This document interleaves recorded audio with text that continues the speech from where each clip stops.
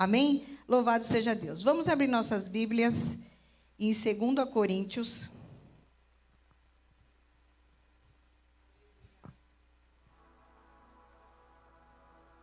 Opa, minha folhinha aqui não quer abrir. 2 Coríntios, capítulo 5, versículo 17. Que diz assim: portanto, se alguém está em Cristo, é nova criação. As coisas antigas já passaram, e eis que surgiram coisas. Quando nós aceitamos a Cristo como o nosso único e suficiente Salvador, nosso velho homem, ele tem que morrer. Nós nascemos de novo. Há uma nova página sendo escrita de aprendizado para as nossas vidas. Então, tudo aquilo que eu fazia antes, eu não faço mais. Tudo aquilo que não agradava a Deus, que eu fazia, talvez por não saber, por não ter o entendimento que começamos a ter, então eu não faço mais. Então eu me torno uma nova criatura. Não cabe duas pessoas num corpo só, cabe. Ou um tem que entrar e o outro tem que sair. Então não dá para habitar dentro de mim uma velha Meire e uma nova Meire. Não tem espaço. Eu tenho que expulsar a velha Meire, para que as coisas do Senhor e aquilo que Deus tem feito comece a agir na minha vida. E isso é ao longo do tempo, ao longo do nosso decorrer com Deus, que nós vamos aprendendo, que nós vamos evoluindo com a palavra de Deus, nós vamos aprendendo conforme o Senhor vai nos ensinando, e a cada dia nós vamos aprendendo um pouquinho mais. Aprendemos a ler a palavra do Senhor, a buscar entendimento no Espírito. Então nós entendemos que tudo que Deus faz e tudo que Deus cria ao nosso redor é bom. Porque nós somos uma nova criatura. Nós temos um outro entendimento. Então quando eu começo a olhar que tudo que Deus fez é bom, eu começo a olhar para a minha família. Primeiro olhe para você. Você acha que Deus fez você bem? Bom? É bom? Olhe para mim e fala assim: não, eu sou uma obra ótima que Deus fez. Você olha para você, você olha no seu espelho: nossa, que não bonita, eu sou uma pessoa que Deus me fez. Então tudo que Deus faz é bom. E uma das coisas que Deus criou para nós e instituiu como bênção é a família. Deus constituiu a família e nasceu no coração de Deus, nasceu em Deus lá do Éden. Quando ele olhou para Adão e disse assim: não é bom que o homem esteja só. Fazei uma adjuntora. Deus cria ali uma mulher para que ela possa crescer, ser a parceira, que ela possa compartilhar, que ela possa ser ajudadora, para que ela possa estar do lado ali de Adão. E ao decorrer da nossa vida, nós vemos assim, homens, mulheres se casando, né? Homens e mulheres criando famílias, e nós achamos que isso é uma coisa muito simples. Mas a instituição família é uma das coisas mais sérias diante de Deus. A instituição família é algo que Deus zela, é algo que Deus ama, é algo que Deus quer, é algo que Deus tem prazer, é na sua família. Porque nós vivemos num mundo hoje, onde as pessoas, talvez, quando estávamos no mundo, quando éramos velha criatura, se não der certo, eu separo. Só que essa pessoa esquece que depois que ela sai do civil, ela vai para o religioso. E diante de Deus, ela promete ali que ela vai ficar com aquela pessoa até o fim dos seus dias. Hoje, eu fiquei pensando muito nesse tema, essa instituição família, o quanto Deus tem prazer. E o quanto Deus, e quando eu vejo muitas vezes o pastor Lúcio subir nesse altar e ministrar, e dizer, e falar, cuide da sua família, e dê exemplo à sua família, seja um pai zeloso da sua esposa, esposa, seja zeloso do seu esposo, mães, cuide dos seus filhos, mães, cuidem dos seus filhos, porque isso é prazeroso para Deus, isso é prazeroso para o Senhor. Eu vou falar uma coisa para vocês, como Deus cuida de gerações, e Deus tem prazer que a nossa geração, sabe por quê? O que você, o seu filho, o seu neto não vai fazer aquilo que você, ele vai fazer aquilo que você não pode fazer. O que você ensinar para ele, você vai terminar a sua vida. E o que você vai deixar? O que seus filhos vão lembrar? Que o meu pai Ele entrava na igreja, ele era um santo dentro da igreja, mas quando ele chegava lá na minha casa, ele era outra pessoa. O primeiro ministério na sua vida não é aqui. Não é aí sentado. O seu primeiro ministério é a sua casa. É a sua família. É os seus filhos. E quando você que não casou ou você não teve filho, pense bem antes de tomar uma decisão. Porque nós achamos que é Deus que escolhe para nós, mas não é. É você que escolhe. É você que escolhe a pessoa que vai viver com você todos os seus dias. É você que escolhe, não é Deus. A gente tem a mania de passar todas as nossas decisões para Deus. Não, Deus que me deu, não, foi você que quis. Porque se Deus falasse que não era essa pessoa, você virava bico para Deus e casava com ela assim mesmo. É ou não é? Quantos casamentos nós vemos assim? Não, mas ele é lindinho. Não, ele vai ficar legal quando eu casar. Vocês vão ver. Não vai. Você pode sim pedir orientação para o Senhor a respeito da pessoa que você vai casar. Mas se você casou com essa pessoa e você não conhecia Cristo, mas agora você conhece. Agora você é nova criatura. Então você tem aprendido que você tem que santificar a sua casa. Você agora aprendeu que os seus filhos são a herança bendita do Senhor, sentado à orla da tua casa, da tua mesa. Agora você sabe que você coloca os seus filhos no joelho. Talvez você ensinou o seu filho, ele saiu do caminho, mas eu tenho certeza que onde ele está, ele se lembra do que você ensinou para ele. Eu tenho um filho, todo mundo conhece, o Renan conhece, o Tiago. Ele já entrou aqui, ele se batizou aqui, ele ficava na mesa de som. Eu ensinei ele no caminho que ele deve andar. Eu sempre ensinei minha filha Natália. Nós sempre ensinamos, mas ele saiu. Mas eu continuo com ele no meu joelho. Eu continuo orando por ele. Senhor, resgata meu filho. Senhor, traz ele de volta. Senhor, ele é teu. Antes dele ser meu, ele é teu, Senhor. O Senhor só me deu para que eu crie e eu eduque. Para que eu traga a ele, que eu faça ele ser uma pessoa que ande nos teus caminhos. E eu creio que muitas coisas que acontecem, a Natália sabe, ele diz, eu sei porque é minha mãe que orava por mim. Muitas coisas não aconteceu comigo, por quê? Porque minha mãe ora por mim. Então, dê valor à sua família. E Deus tem um prazer inigualável na sua família. E Ele quer que a sua geração seja uma geração abençoada. Ele quer que a sua geração seja uma geração que se torne diferencial aonde quer que elas estejam. Que os seus filhos, que as suas filhas, se for necessário sentar, dar bronca, pôr de castigo, ponha. Porque é assim que o Senhor faz. O Senhor diz assim, aquele que é meu filho, eu corrijo. Quanto mais nossos filhos. Mas sabe que muitas vezes nós fazemos, nós deixamos, porque temos medo de falar para o nosso filho o que é a realidade. E outra coisa, gente. Sente com seus filhos, expõe o problema que vocês estão vivendo. Olha, filho, nós estamos passando por isso. Nós estamos passando por aquilo. Não vai dar para fazer o que você quer. Sabe o que eu pensei? Os nossos filhos, eles são expostos a tudo aí na internet. São ou não são?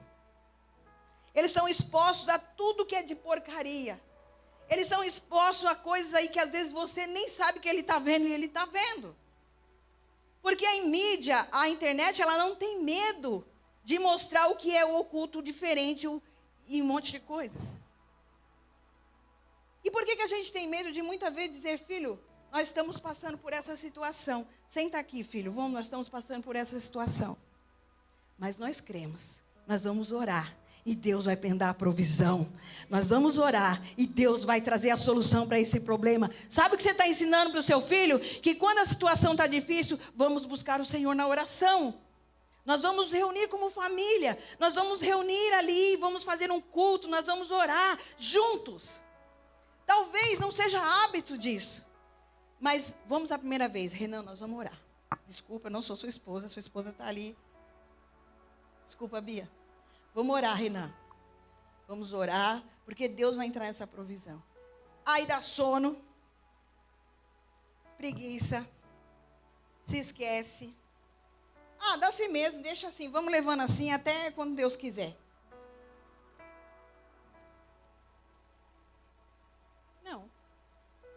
Nós marcamos 10 horas, Renan, para orar. Nós vamos orar 10 horas. Nós vamos orar até Deus responder. Nós vamos orar até Deus trazer a revelação daquilo que Ele quer para mim e para você dentro do nosso casamento. Seja no casamento, seja financeiro, seja o que for. Estou desempregado. Tudo bem, vem aqui. Está desempregado, esposo, vem aqui. Vamos orar e Deus vai abrir a porta que você quer. Vocês estão entendendo como é fácil? Aí vem filha. Aí a filha quer aquela faculdade, quer aquilo outro. Aí fala, mãe, me ajuda, mãe, a orar, porque eu quero entrar em tal escola. Tá bom, eu te ajudo. Mas vem eu e você orar. Nós vamos orar. E Deus vai preparar a mensalidade, a faculdade que você quer. Vocês estão entendendo? Eu sou uma nova criatura. O mundo não me dita regras. Quem me dita é o Senhor. Quem leva o meu casamento é o Senhor. Quem leva os meus filhos é o Senhor. Porque mãe e pai, antes deles serem de seus, eles é do Senhor.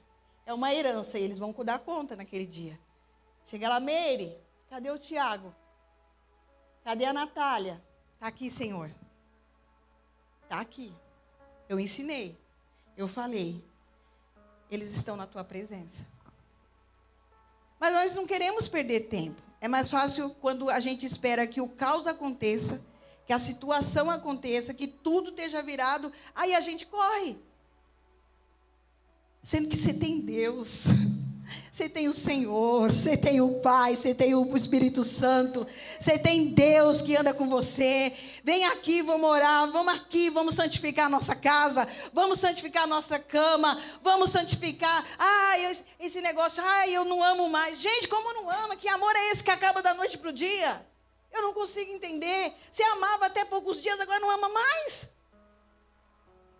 Então você nunca amou. Sabe por quê? O amor, diz a palavra do Senhor, que tudo Ele suporta. Quando você ama alguém, Ele tudo suporta. Você quer estar perto, você quer estar junto, você quer ajudar. Se não está certo, desigual, vamos orar que vai dar certo. Mas o Senhor, Ele não gosta, Ele não gosta daqueles que largam os seus filhos assim. A Deus dará. Deus, diz a palavra do Senhor, no livro de Isaías, se eu não me engano é 38, fala do rei Ezequias. O rei Ezequias, ele é cometido de uma doença. E ali, o Senhor diz para Isaías, fala, vai até lá, diga para ele que ele vai morrer. Ele chega e diz para Isaías. Isaías vai até a casa de Ezequias. Ezequias diz assim, o Senhor mandou te dizer que você está doente, você vai morrer. Mas antes de morrer, arruma a tua casa. Aí eu fiquei pensando, Ezequias não era a casa espiritual de Ezequias. Porque Ezequias foi um dos homens que mais andou nos caminhos do Senhor. E o Senhor o abençoou. Deus abençoava, disse que Ezequias tinha ouro, prata, ele tinha depósito de ouro, de prata. Ele tinha gado, ele tinha tudo, ele era um cara abençoado por Deus, ele era um cara que andava nos caminhos do Senhor. Era aquele cara que derrubou os altares de idolatria no meio do seu povo. Era um cara que estava ali, ligado com Deus. E o Senhor disse para ele, arruma a tua casa que você vai morrer. Aí Ezequias vira para o canto da parede e fala, Senhor, eu sou um homem que andei com o Senhor, eu sou um homem que andei contigo, eu te servi e tal. Antes que Isaías saísse do pátio, para fora, o Senhor fala, volta lá. Diz para ele que ele não vai morrer. E que eu vou acrescentar para ele mais 15 anos. E diz que Ezequias adora aquilo que é. Pô, eu vou ganhar 15 anos. Quem acabou de receber uma notícia que ia morrer? 15 anos. Mas qual foi a advertência de Deus para ele?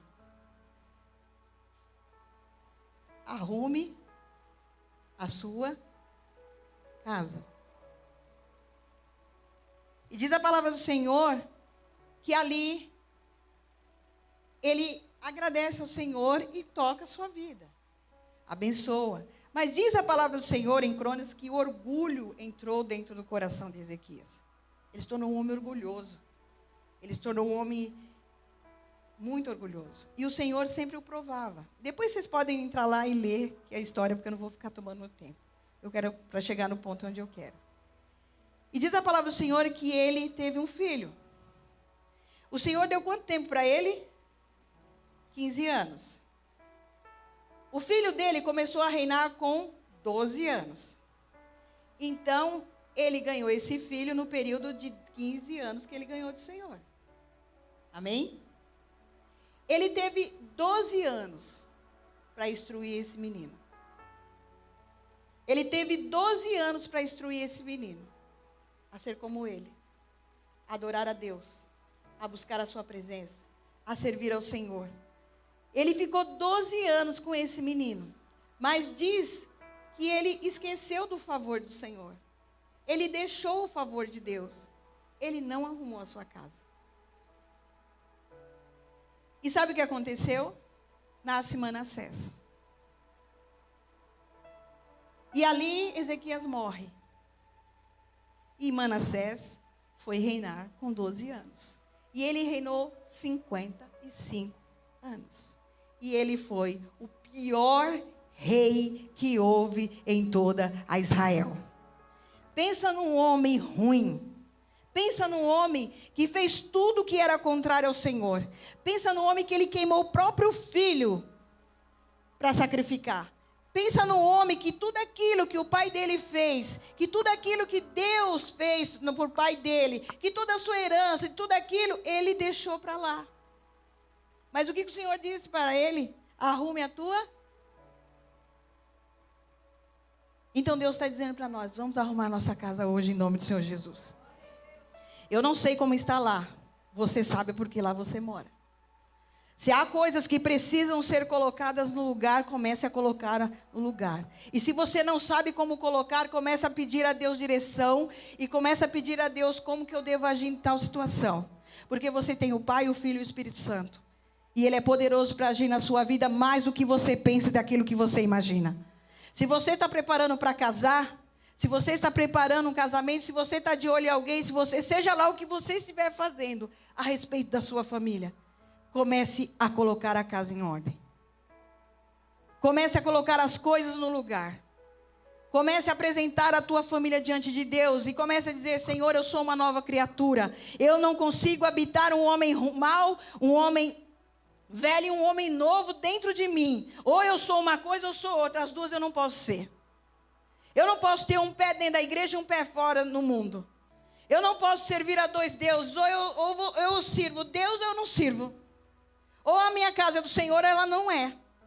Só que eu vou dizer para você, dá trabalho, mas vale a pena, porque a recompensa vem. E o Senhor vem com bênção, com vitória, para aqueles que buscam colocar a sua família no altar de Deus. Talvez você não tenha filho, você fala, mas eu não tenho filho, isso não é para mim. Já começa a orar pelo filho que ainda vai de vir. Começa a orar pelo filho que vai vir. Senhor, que eu seja mulher sábia para educar meu filho. Que eu seja uma mulher, que meu filho seja bênção. Meu filho vai ser assim, assim, assim, assado. Vai pegando aí, Maiara. Porque Deus é Deus do impossível.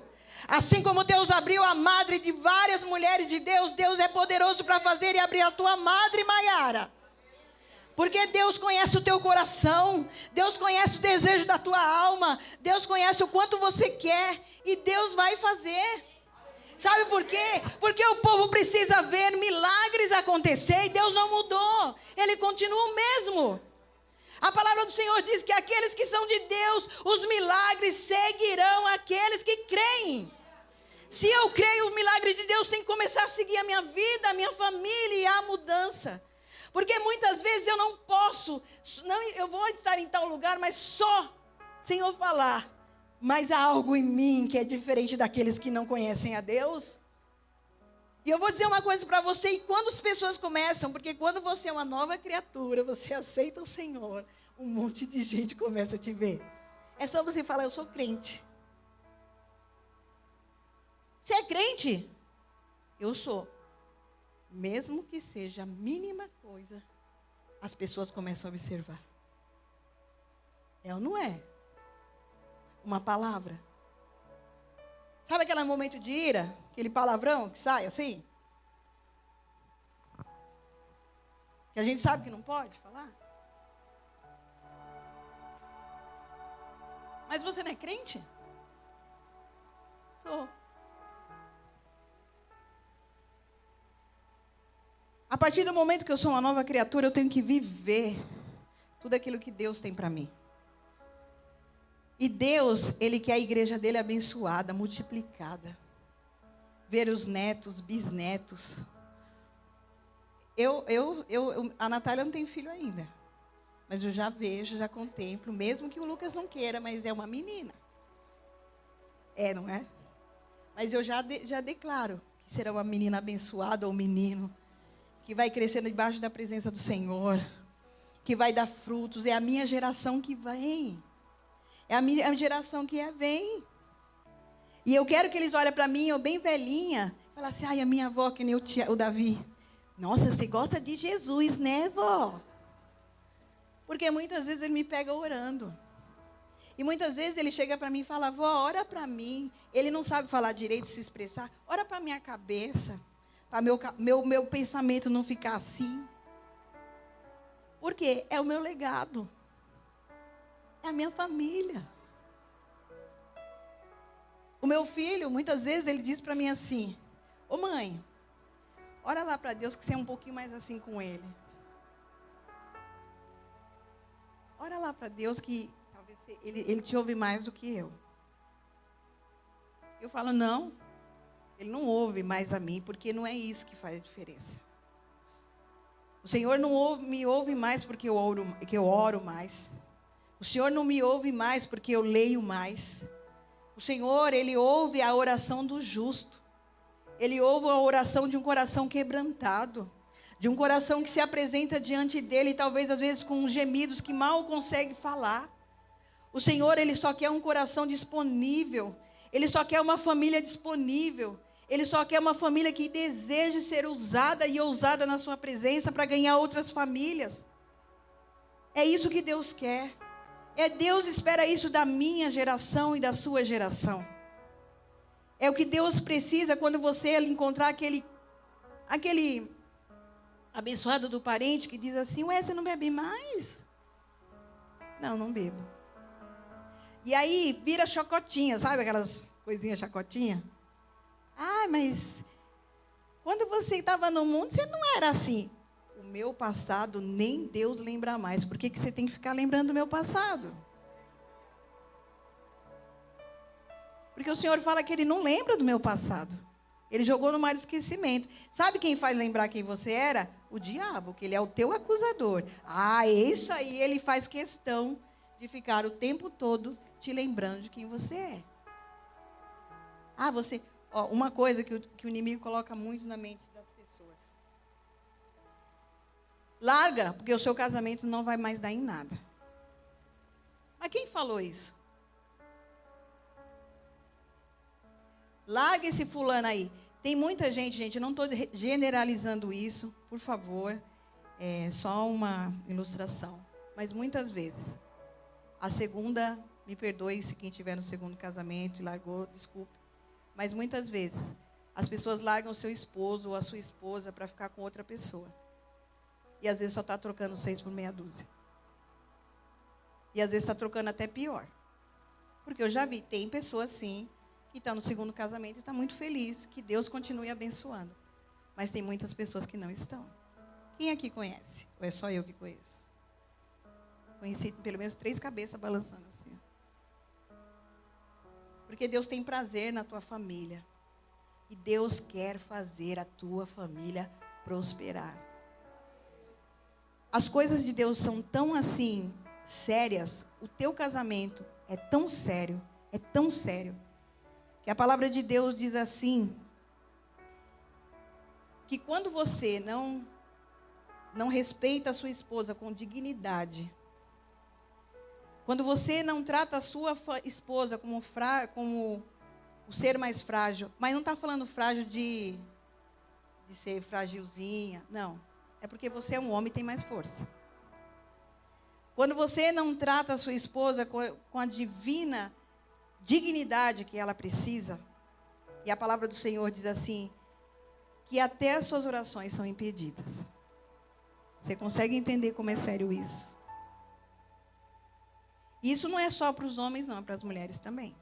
Porque a palavra diz, eu não sei se é em 1 Pedro que diz, que quando você não trata bem a sua esposa, ou não trata bem o seu esposo, a bênção do Senhor não chega à sua casa. As suas orações não são ouvidas.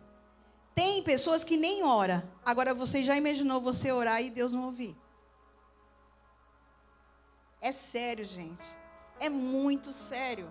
É muito sério. Nossa família é algo de Deus. Deus quer muito abençoar.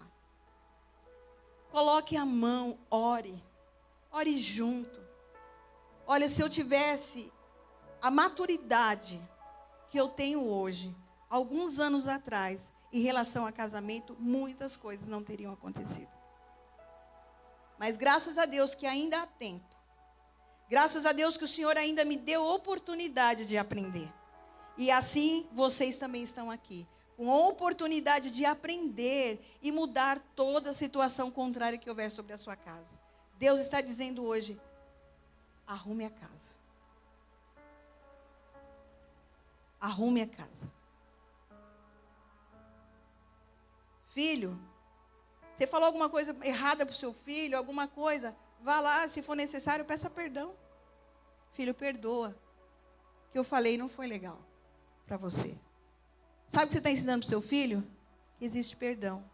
Da mesma maneira que você faz com ele, ele vai fazer com você. Pai, me perdoa pelo que eu fiz. Nós somos exemplos a ser seguidos. Você já parou para pensar nisso? Que você é um exemplo a ser seguido?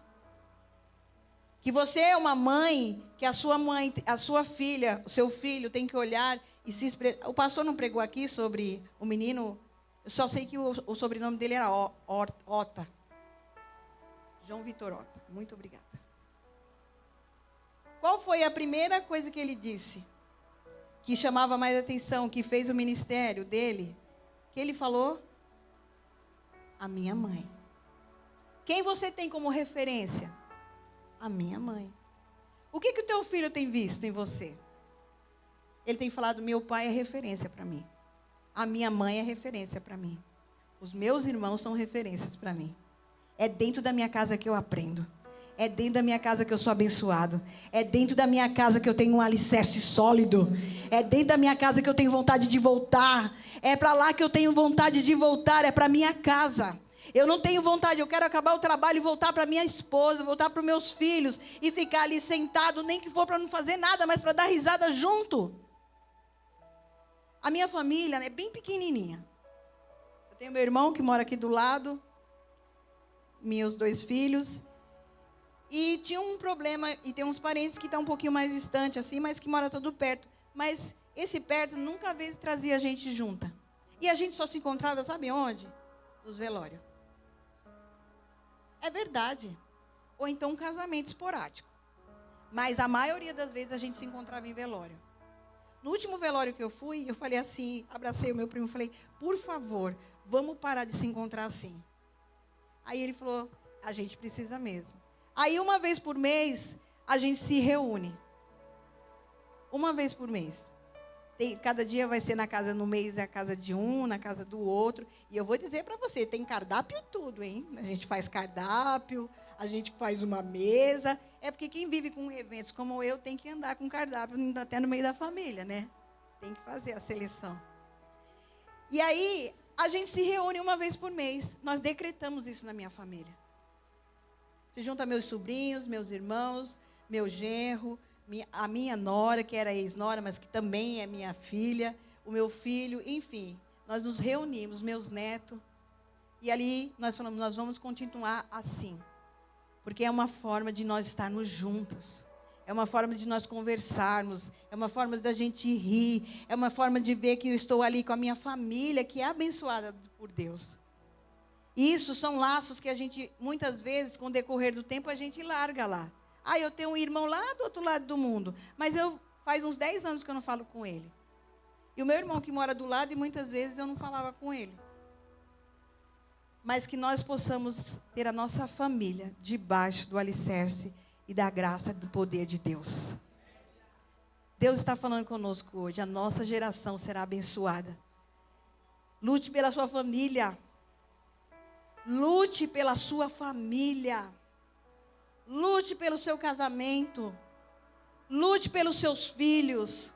Vai dar trabalho? Vai, mas eu estou nos pés do Senhor e Deus está comigo. E no teu momento certo, na hora certa, Ele vai entrar aqui. Ele vai reconhecer, Ele vai ver. Continue. Sabe qual é o nosso problema? Nós temos inconstância. Nós começamos uma coisa e paramos, deixa para lá. Aí a gente vai embolando. Aí quando você vai ver, está um negócio tão destruído, que aí para reconstruir, vai dar muito trabalho. Então é melhor manter agora. Orar agora. Solidificar agora. Para quando chegar os tempos ruins, o Senhor falar assim, você orou assim como Ezequias. Senhor, eu orei pela minha família até aqui. Eu coloquei meu esposo debaixo das tuas mãos. Eu coloquei meus filhos, Senhor. Eles estão cuidados. E o Senhor falou assim, todo mal sobre a sua família cai por terra hoje em nome do Senhor Jesus. Arruma a tua casa. Arruma a tua casa.